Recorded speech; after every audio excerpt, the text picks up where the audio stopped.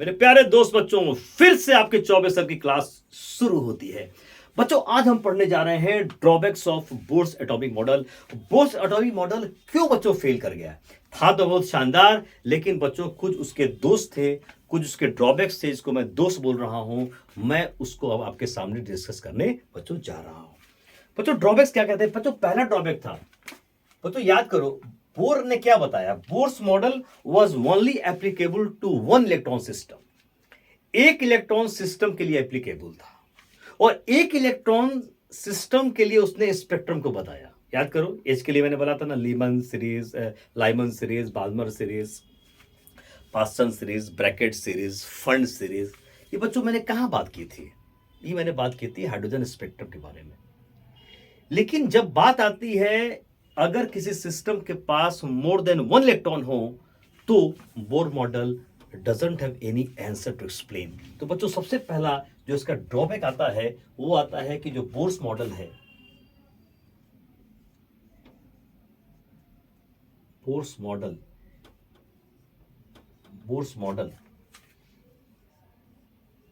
Does not explain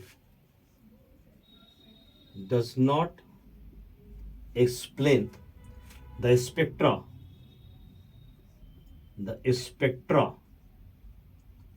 of multi electron system. ज्यादा electron वाले system, multi electron system.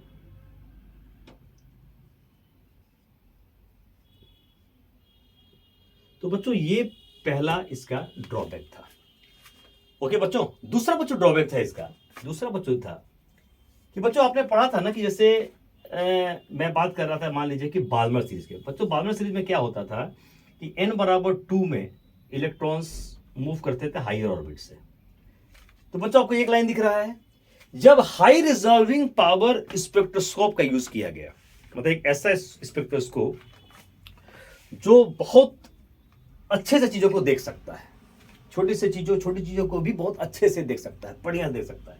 तो बच्चों, जब यूज किया गया हाई रिजॉल्विंग पावर स्पेक्ट्रोस्कोप को, जब यूज किया गया, तो बच्चों देखा गया बच्चों कि ये लाइन जो थी, एक लाइन नहीं थी, बल्कि बच्चों बहुत सारी, एक लाइन नहीं थी, बहुत सारे बच्चों लाइंस में बटी हुई थी। बच्चों बहुत सारी लाइन बच्चों बटी हुई थी। ये बच्चों, ये लाइन, एक लाइन बच्चों जो आपको दिख रही है, ये एक्चुअली बहुत सारी लाइंस की बच्चों बनी है। इसको कहते हैं फाइन स्पेक्ट्रम। क्या बोलते हैं बच्चों? फाइन स्पेक्ट्रम बोलते हैं। क्या बोलते हैं? फाइन स्पेक्ट्रम बोलते हैं। क्या बोलते हैं इसको? फाइन स्पेक्ट्रम बोलते हैं, फाइन स्पेक्ट्रम। तो बच्चों, बोर के पास इसका भी आंसर नहीं था कि फाइन स्पेक्ट्रम क्यों आया, फाइन स्पेक्ट्रम क्यों आया। तो बच्चों, bore doesn't have the answer, रुमाल दे दो, कि फाइन स्पेक्ट्रम का आंसर बच्चों बोर के पास नहीं था। तो बच्चों, क्या मतलब हुआ कि जब हम हाई रिजॉल्विंग पावर स्पेक्ट्रोस्कोप को यूज कर रहे हैं, तो देखा जा रहा है कि जो एक लाइन हमको मिल रहा था, ये हाई ऑर्बिट n ले लें आप, ठीक है बच्चों, तो ये n है और ये आपका 2 है। तो बच्चों, जब हाई ऑर्बिट से इलेक्ट्रॉन मूव कर रहा था, जो आपको एक लाइन मिल रहा था, एक्चुअली वो बहुत सारे लाइंस का से मिल के बन रहा था। तो बच्चों, इसका आंसर भी हमारे पास, मतलब हमारे पास नहीं, मतलब बोर के पास बच्चों नहीं था। ये देख रहे हो, ये लाइन एक लाइन नहीं, बहुत लाइंस की बनी हुई है बच्चों। तो ये जो देख रहे हो एकदम क्लोज, एकदम क्लोज है, बिल्कुल लाइंस, ये बिल्कुल क्लोज है बच्चों, बिल्कुल क्लोज लाइंस है, बिल्कुल ये एकदम क्लोज लाइन है बच्चों, बिल्कुल क्लोज, देखो लाइन है, बिल्कुल क्लोज लाइन। इसको बच्चों उन्होंने कहा फाइन स्पेक्ट्रम, और बोर के पास इसका आंसर नहीं था। तो जो दूसरा मैं लिखने जा रहा हूं बच्चों, दूसरा मैं लिखने जा रहा हूं कि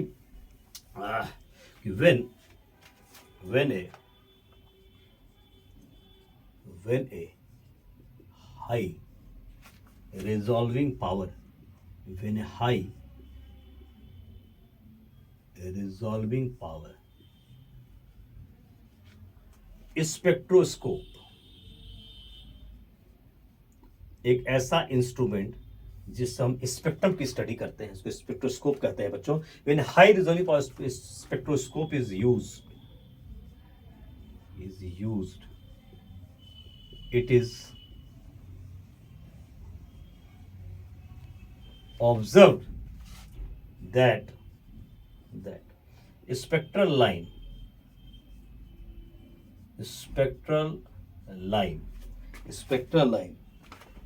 consists of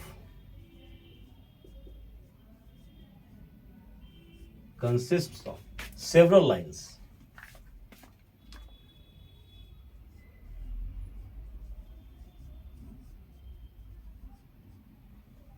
called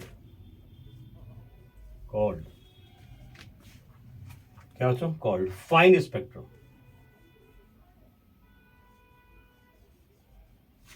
called fine spectrum. तो ये भी क्वेश्चन पूछ सकता है कि फाइन स्पेक्ट्रम क्या होता है, तो आप बता देंगे। ये मेरे 24 सर ने पढ़ाया है fine spectrum. Bohr's model does not explain fine spectrum.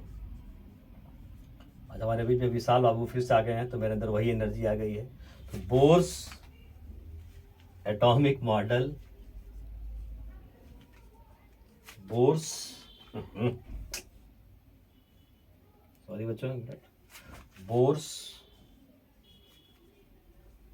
Atomic model does not explain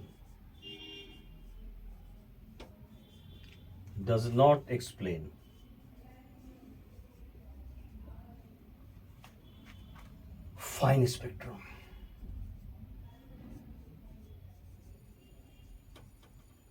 okay मेरे प्यारे बच्चों, इसका भी आंसर नहीं था।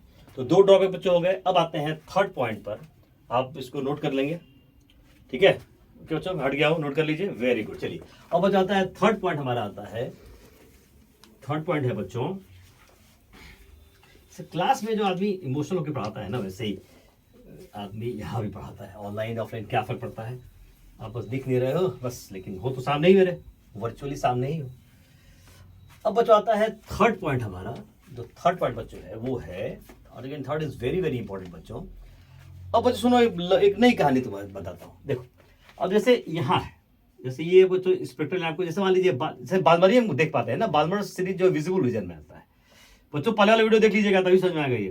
तो बच्चों मान लो कि ये 2 में जा रहा है, एन से जा रहा है, ये बालमर सीरीज है, यहाँ पे ये जा रहा है, ठीक है?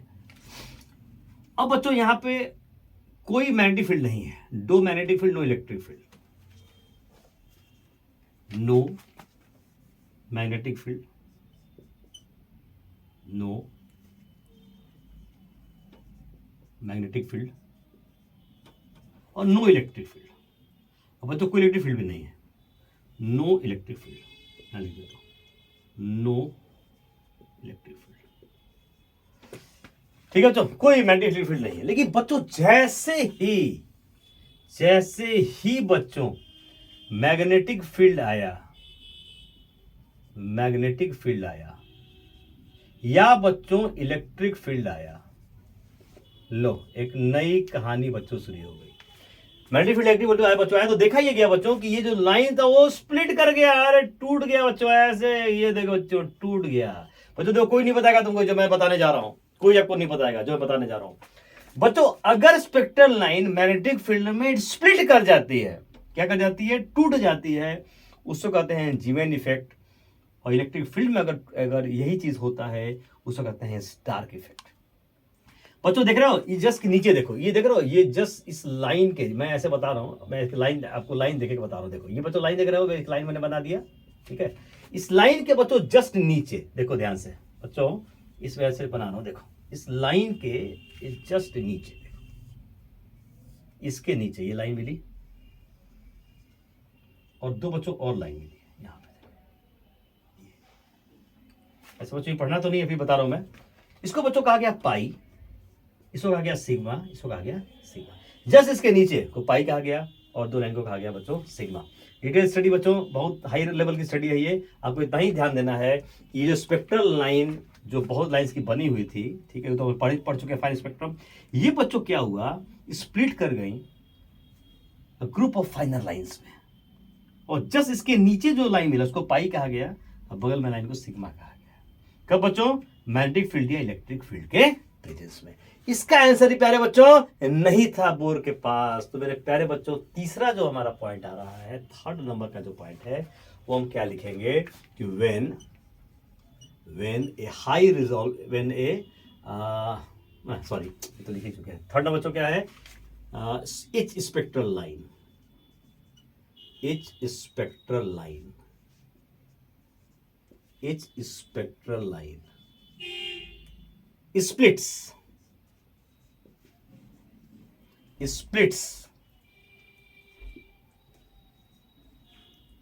into a group of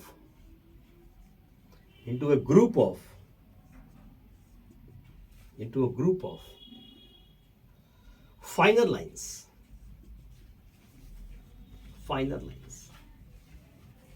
under the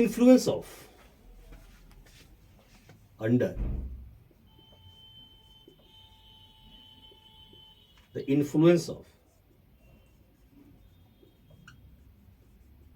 magnetic field. This effect is called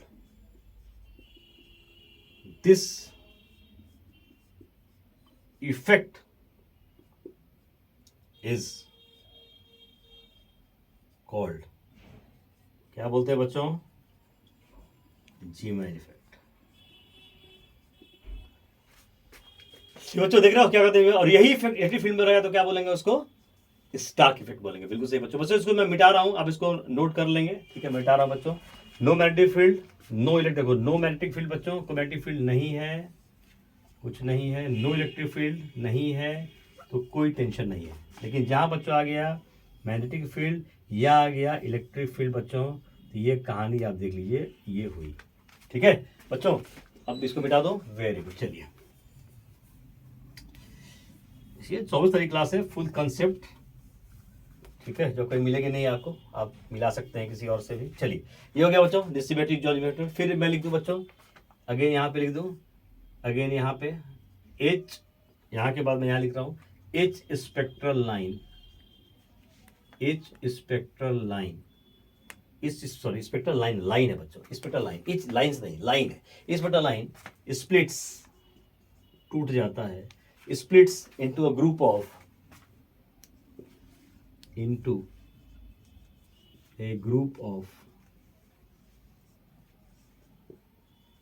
finer lines, under the influence of under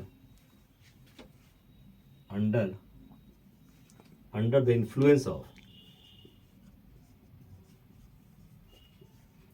influence of electric field. This is called क्या बोलते हैं बच्चों इसको? क्या बोलते हैं विशाल? स्टार्क। बोलो क्या बोलते हैं? स्टार्क इफेक्ट बोलते हैं बच्चों। क्या बोलते हैं? Stark effect. बताइए बच्चों, जानना है, मैंने और कुछ डिटेल बता दिया आपको। तो बच्चों बोर मॉडल एक्सप्लेन नहीं करता जीमैन इफेक्ट या स्टार इफेक्ट को। तो बोर्स मॉडल या एटॉमिक मॉडल